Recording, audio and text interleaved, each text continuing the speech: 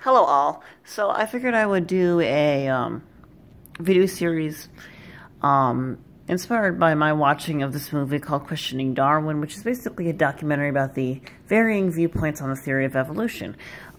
It presents not only the creationists' objection to the theory, but it gives a general rundown of what the theory came to be as a result of Darwin's life, and how he formulated his ideas and how people have advanced it from here.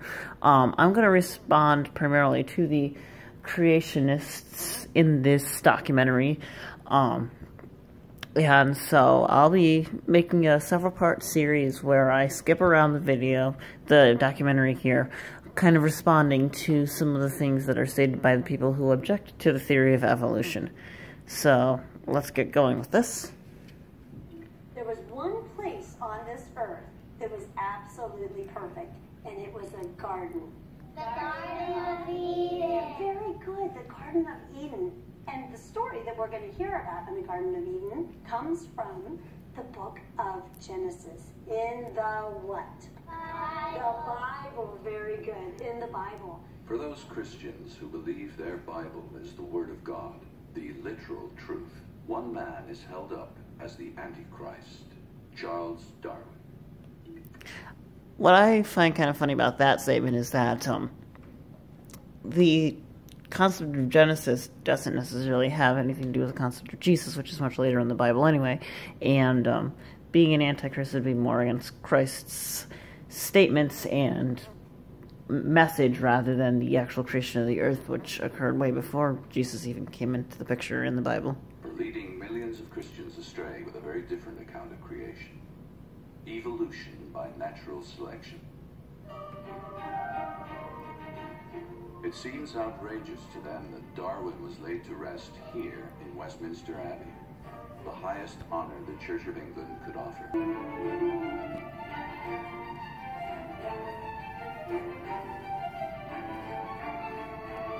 I just wanted to quickly interject and say that the making of this film took a fairly unbiased position on the whole matter. This wasn't a film created by a Christian or a Christian. Well, I don't know if Anthony Thomas is a Christian, but it wasn't with Christian intention. It was solely to examine the matter of evolution and its perception, not to push an agenda.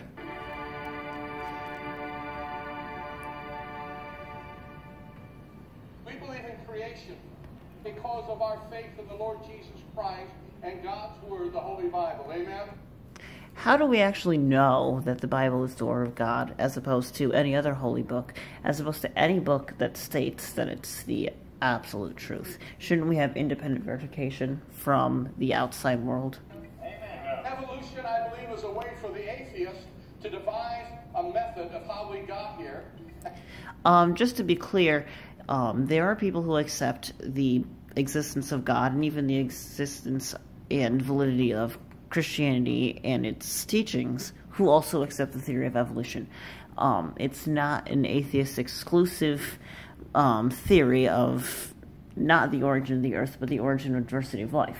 This guy has not only failed to recognize what evolution is actually about, but the motive for evolution is not to disprove God. The motive for evolution is to explain why we have the diversity of life on earth. And it wasn't by God, and it was all by accident. What is he meaning by accident? Does he mean that nothing was supposed to be this way, nothing was intended to be this way, or that there was no intent or design behind anything, no active mind causing evolution to occur? Theory of evolution is a fact. This Bible must be false, and we're all stupid ignoramuses. My friend, it takes more faith to believe in a theory, an unproven theory, than to... He doesn't realize that in a scientific context, a theory is a proven, demonstrated set of ideas and laws that have been experimentally verified. In a colloquial sense, theory just means your best guess, but in a scientific context, and by the way, gravity is a scientific theory, cell theory is a scientific theory, the idea we're made of cells. You can poke your skin open and put some blood under a microscope and you'll clearly see blood cells, as well as a variety of other things, are theories which are basically a set of principles that are scientifically demonstrable. Believe in the beginning God created the heavens and the earth. Amen. I think one of the major questions we run into today is evolution really compatible with biblical Christianity? It depends on what you mean by biblical Christianity. I don't really know where Christians draw the line between which parts of the Bible would be true and which parts wouldn't be true. Should they accept evolution? And I'm sure that there are Christians that have varying viewpoints on this.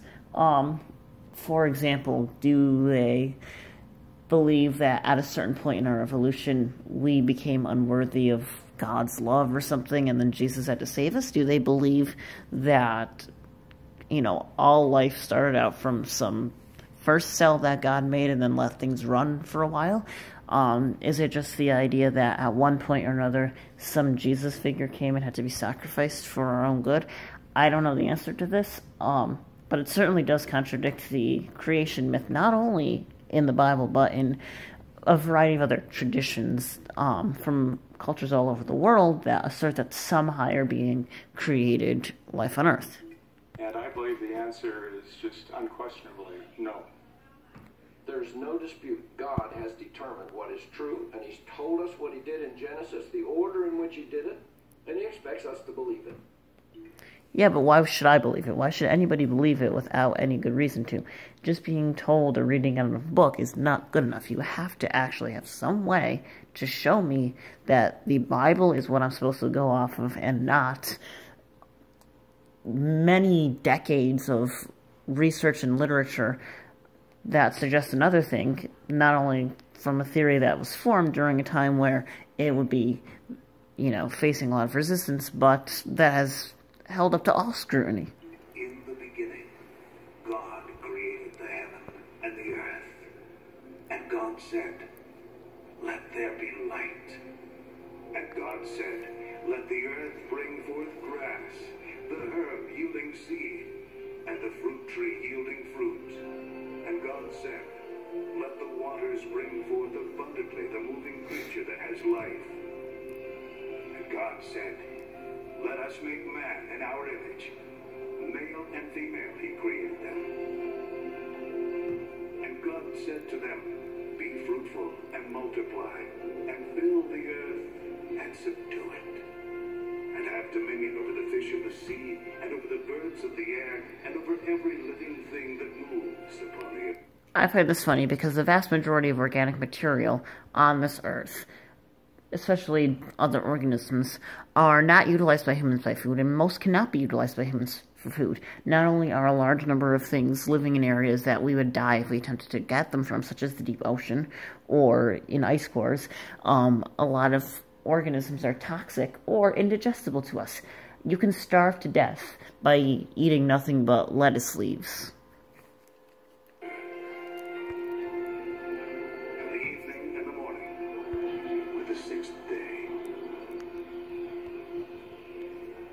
According to the latest Gallup poll, 46% of Americans believe the Genesis account of creation. All right, now look right out here at me and smile. Smile. Smile. God planted a garden in Eden. At no time in the past 300 years has there been such a concerted effort in support of a literal interpretation of the Bible, and especially the Genesis account of Adam and Eve and a six-day creation. The Lord God said, "It is not good that the man should be alone. I will make a helper fit for him." And he took one of his ribs and made it into a woman. Yes, you make everything else out of nothing, and then you decide, oh, let me pull out some guy's rib to make something else. Creationism is the fastest growing branch of Christianity. Not just... Let's just quickly reiterate something. You can be a creationist without being a Christian. There are a variety of creation myths, not only in Christianity, but in other Abrahamic and non-Abrahamic religions. Native American spirituality, beliefs, which I'm not totally familiar with, but I know that they all have their own form of a creation myth, and there are creation myths from societies that don't invoke an Abrahamic God or even a single deity responsible for things. The old Norse myths and the Greek and Roman gods and goddesses worked in conjunction to create everything that was supposedly made. Here in the United States, but worldwide. I choose to believe that the Bible is the Word of God, and it contains first and second-hand witnesses of these events. So you can choose to believe this, but you're not going to you can't convince me to believe this without external evidence. I have no particular inclination or reason to take your word for it. I can believe it so much more than I can believe the secular scientists who weren't there to see these things. If somewhere within the Bible I were to find a passage that said 2 plus 2 equals 5, I wouldn't question what I'm reading in the Bible. This is a sign that you're severely brainwashed. I would believe it, accept it as true, and then do my best to work it out and to understand it. I can't even fathom coming from this little thing that crawled on the ground to apes to being human. It didn't happen exactly like that. First of all, you came from another human. Our species came from a series of discrete mutations over vast time, many generations.